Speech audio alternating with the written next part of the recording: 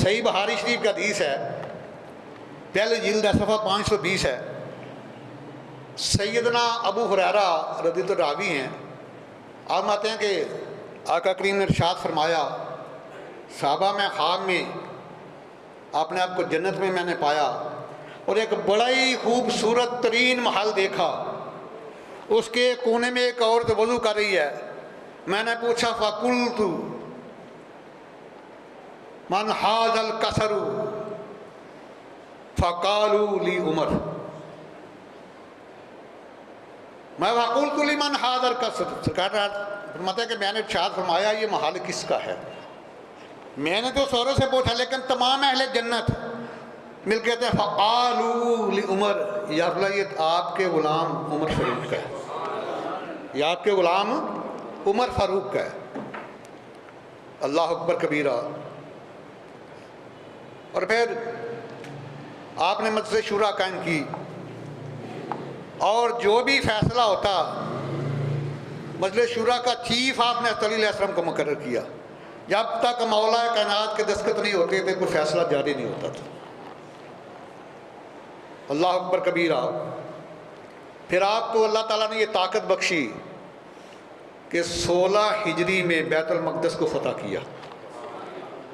سیدنا صدیق اکبر نے اپنی حیات میں لشکر بھیجا تھا عمرو بن عاص کے ساتھ بیت المقدس فتح کرنے کے لیے، انہیں فلسطین کے کچھ علاقے فتح کیے، لیکن صدیق اکبر، عاشق اکبر، محبوب رب اکبر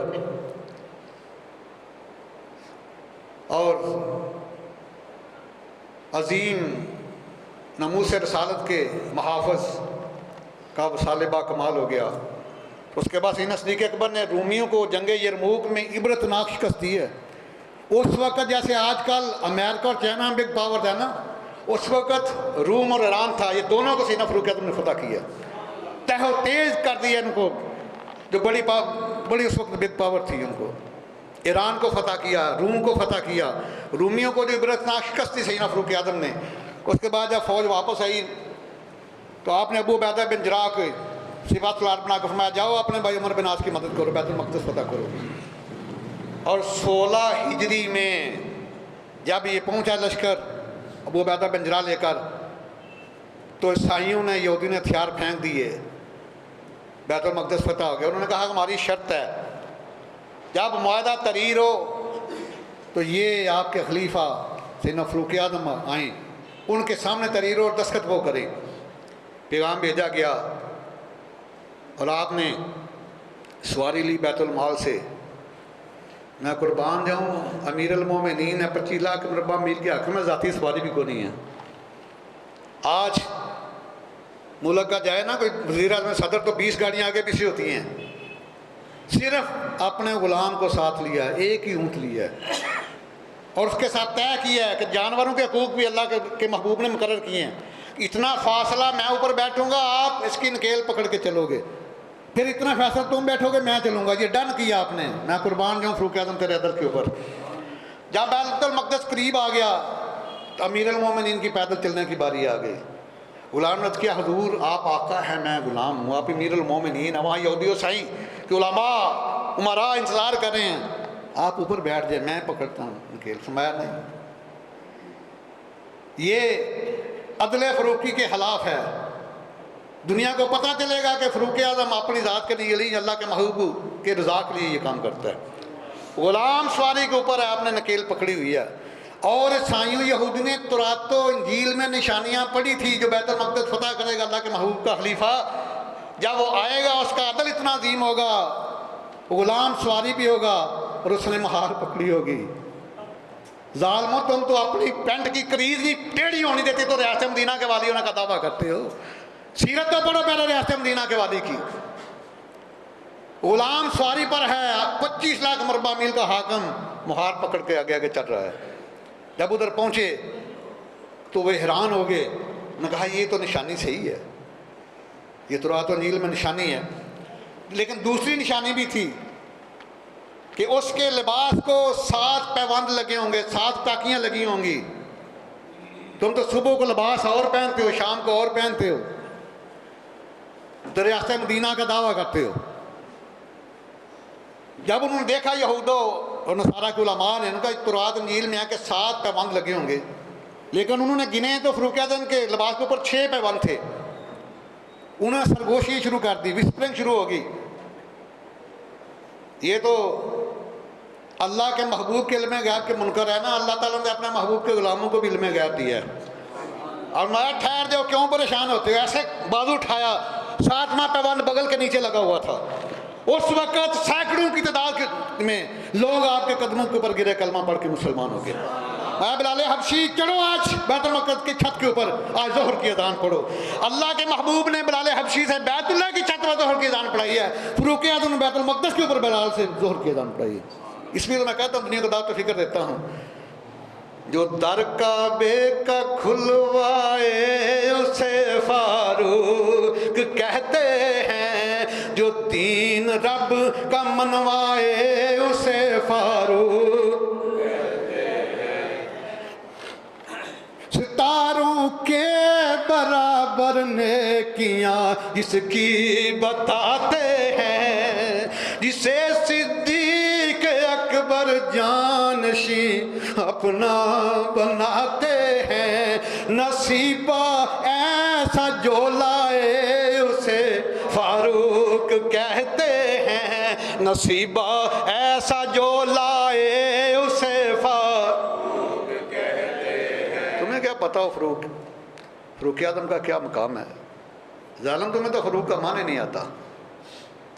جب آپ نے کلمہ پڑھا ہے نا تو اس کے حضور جب میں کافر تھا تو ہم اللہ اعلان عبادت کرتے تھے بیت اللہ میں، تو اب ہمارا اللہ بھی سچا ہے، ہمارا محبوب سچا ہے، ہمارا قرآن سچا ہے، ہمارا اسلام سچا ہے. اب دار ارقم میں لک چھپ کے خفیہ عبادت نہیں ہوگی. مشکات کا صفحہ 557 ہے. سب کو ساتھ لے کر گئے. ثم صلی فی المسجد ظاہرہ، آج اعلانیہ طور پر ہر شریف اللہ کی عبادت ہوئی ہے. اس وقت سرکار نے فرمایا آج کے بعد آپ کا لقب ہے فاروق اعظم. فاروق کہتے ہیں فرق کرنے والا، جس کے آنے سے اسلام اور کفر میں واضح فرق ہوگا اس کو فاروق کہتے ہیں. اور سب سے بڑا فرق اس لیے آپ کو فاروق اعظم کہا جاتا ہے. اور ایک بڑا، جب سرکار کو حکم دیا گیا نا اعلامیہ تبلیغ کا، تو یہ جملہ آیا ہے وَأَنذِرْ عَشِيرَتَكَ الْأَقْرَبِينَ. محبوب سب سے پہلے اپنے گھر والوں کو ڈراؤ اللہ کے ذات سے. اور اسی چیز کو غیر مسلم یہود و نصارہ ان کے مفکر، انہوں نے اسی چیز سے لیا. چیریٹی بگنز ایٹ ہوم، خیرات گھر سے شروع ہوتی ہے. اور خیش بات رہے، یہ اسلام کا اصول ہے، یہ قرآن مقدس کیا مقدسہ ہے جس کو انہوں نے اپنایا ہوا ہے کہ چیریٹی بگنز ایٹ ہوم، خیرات گھر سے شروع ہوتی ہے. آئیے ذرا نور الابصار پڑھیے، اس کی پہلی جلد ہے، صفحہ 237 ہے. سیدنا فاروق اعظم رضی اللہ تعالیٰ عنہ کے بیٹے ابو شامہ پر زنا کا الزام ثابت ہو گیا. آپ نے سیدنا عبداللہ ابن عباس کو ساتھ لیا ہے. یہ کون؟ یہ رئیس المفسرین ہیں، نبی علیہ السلام کے چچا عباس علیہ السلام کے بیٹے ہیں. باپ بھی صحابی ہے، بیٹا بھی صحابی ہے. ان کو ساتھ لیا، اپنے گھر گئے. پوچھا ابو شامہ گھر میں ہے؟ حضرت عبداللہ ابن عباس فرماتے ہیں جب اس نے آواز سنی نا آپ کی تو وہ کھانا کھا رہا تھا. آپ کی بیوی نے کہا ہاں حضور کھانا کھا رہا ہے. مایا بیٹے کھا لو، دنیا میں تیری زندگی کا آخری کھانا ہے. میں قربان جاؤں ریاست مدینہ کے والی تیری عظمت پر. عبداللہ ابن عباس فرماتے ہیں کہ اسی وقت ابو شامہ کے ہاتھ سے لقمہ گر گیا، رنگ پیلا ہو گیا، جسم کانپنے لگا. آپ نے پکڑا، اعلان کروایا مایا کہ لوگوں کو اکٹھا کرو، مسجد نبوی میں حد مقرر کرنی ہے. بیٹا تو کہتا حضور یہاں تلوار کے ساتھ میرے فرما. پہلے آپ نے پوچھا مایا کہ کیا میری فرمان برداری تم پر لازم ہے کہ نہیں؟ عرض کیا حضور باپ کی حیثیت سے بھی لازم ہے اور امیر المومنین کی حیثیت سے بھی لازم ہے. میں یہ بتا تو ایک یہودی کا مہمان بنا تھا، وہاں تو نے شراب پی بے ہوش ہو گیا. ابو شامہ رو پڑا. عرض کیا ابا جی ہاں لیکن میں نے توبہ کر لی ہے. اور اس کے بعد تو باغ میں گیا بنو نجار کے، وہاں ایک عورت کے ساتھ تو نے جمع کیا. بیٹا رو پڑا چیخیں مار کے. عرض کیا ابا جان غلطی ہوگی. تو آپ نے پکڑا، بعد اسے جب سیٹ کے لے کے جانے لگے تو بیٹا کہتا ابا جان یہاں تلوار کے ساتھ میرے ٹکڑے کر دو لیکن لوگوں کے سامنے رسوا نہ کرنا. مایا بیٹے یہ اللہ کے قرآن کا فیصلہ ہے، جب زانی اور زانیہ پر حد قائم کی جائے تو ایک مومنین کی جماعت کے سامنے کرنی ہے، اکیلے نہیں کرنی. لے گئے مسجد نبوی شریف کچھا کچھ بری ہوئی. اپنے غلام افلا کو کہا किसे 100 कोड़े लगाओ, क्योंकि गैर शादीशुदा जानी की सज़ा 100 कोड़े है, शादीशुदा की संसार है। गुलाम अफला भी रो रहा है, साहबा भी रो रहे हैं। फरमाया ये मेरी ताबेदारी अल्लाह और उसके रसूल की ताबेदारी है। गुलाम कोड़े लगाने लग गया। 70 कोड़े जब लगे तो बेटा नडाल हो गया, शहजादा है। उसकी अब्बाजान पानी, फरूक आज़म भी रो पड़े। फरमाया बेटे तू पाक हो ले, अल्लाह तुझे पाक कर दे तो फिर मेरे आका व मौला तुम्हें जन्नत से पानी पिलाएंगे, तुम्हें कभी प्यास नहीं लगेगी। ये नबी अलैहि सल्लम का फरमान शान है। मिशकात का सफ़ा 174 है। इसके रावी सैयदना सलमान फारसी हैं।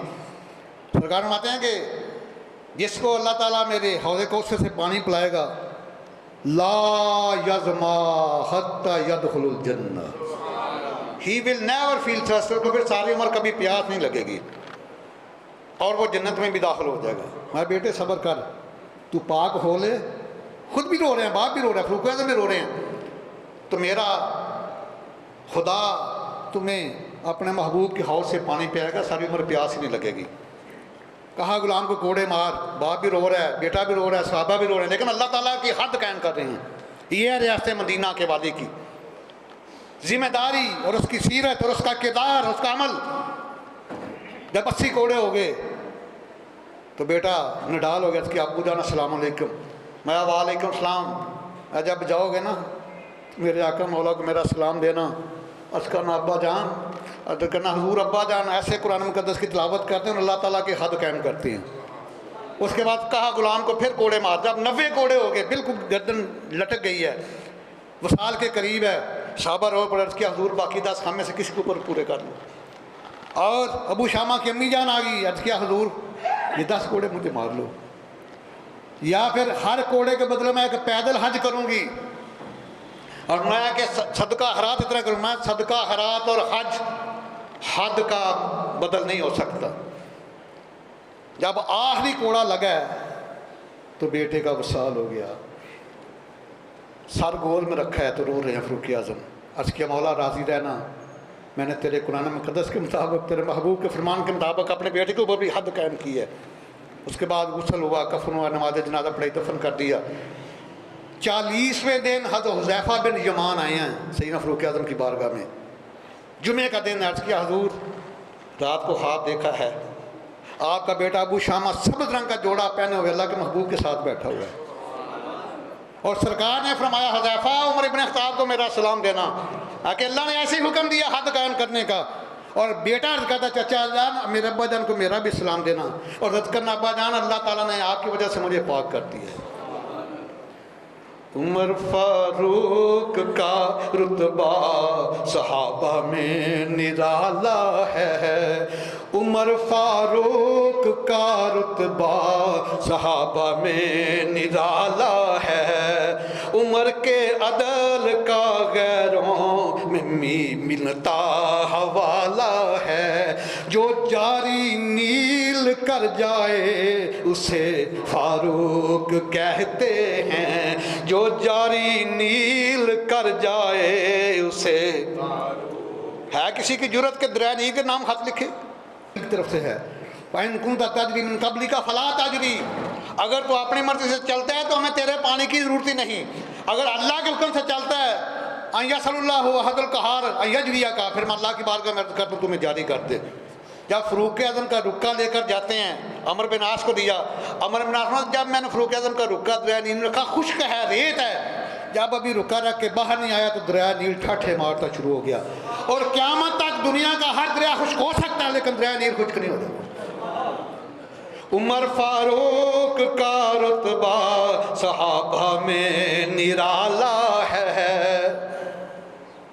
उमर के अदल का गैरों में मिलता हवाला है। जो जारी नील कर जाए उसे फारूक कहते हैं। जो दर काबे का खुलवाए उसे फारूक कहते हैं। जो दीन रब का मनवाए उसे फारूक कहते हैं। सितारों के बराबर नेकियां जिसकी बताते हैं। जिसे सिद्दीक़ अकबर जानशी اپنا بناتے ہیں، نصیبہ ایسا جو پائے اسے فاروق کہتے ہیں، نصیبہ ایسا جو پائے اسے فاروق کہتے ہیں۔ ظالم تجھے کیا پتا ہو فاروق اعظم کا کیا مقام ہے؟